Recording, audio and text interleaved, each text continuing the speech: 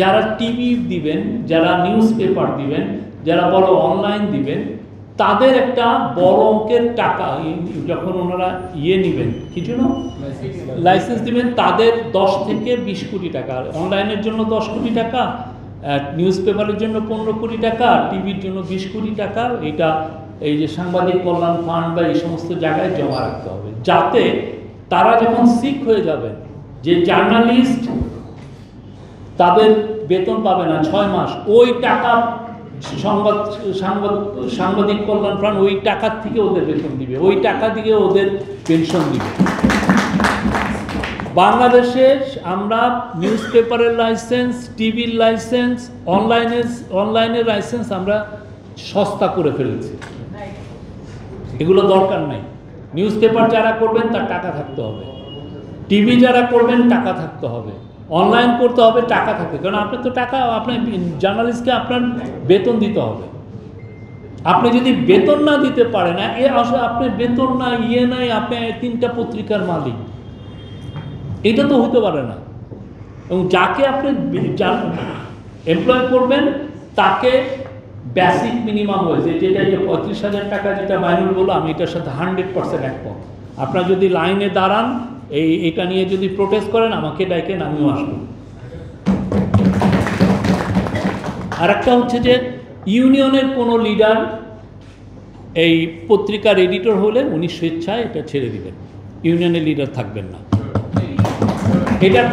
এটা এত বড় ভয়ঙ্কর রকমের কনফ্লিক্ট অফ ইন্টারেস্ট তৈরি করে যে এর ফলে আপনি একদিকে মালিক হচ্ছেন, আবার ওদিক দিয়ে আবার ইউনিয়ন হচ্ছেন, ফলে আপনার দ্বারা আমার আসলে কোনো লাভ হয় না।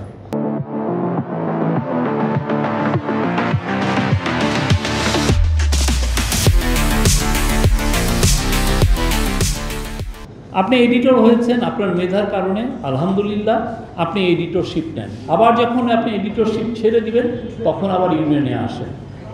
কিন্তু আপনি যদি ইউনিয়নের লিডার হন, আবার অ্যাট দ্য সেম টাইম আপনি হন কি জন্য এডিটর হন, তাহলে তো হলো না। কারণ একদিক দিয়ে আপনি ইউনিয়নের কথায় আওয়াজ তুলবেন যে আমাকে আমার এদেরকে এটা দাও, আবার আপনি আবার মালিকের হয়ে আপনি নেগোসি, এটা কী হইল ভাই? এবং এইটার কারণ আপনি দেখেন গত 15 বছরে অনেক ইউনিয়ন লিডার অনেকগুলো পত্রিকার মালিক হয়েছে, অনেকগুলো, এবং এরা কোনো ধরনের জার্নালিস্টদের কোনো এই কি যেন রাইটের ব্যাপারে কোনোদিন সোচ্চার ছিলেন না, কোনো ধরনের সোচ্চার ছিলেন না।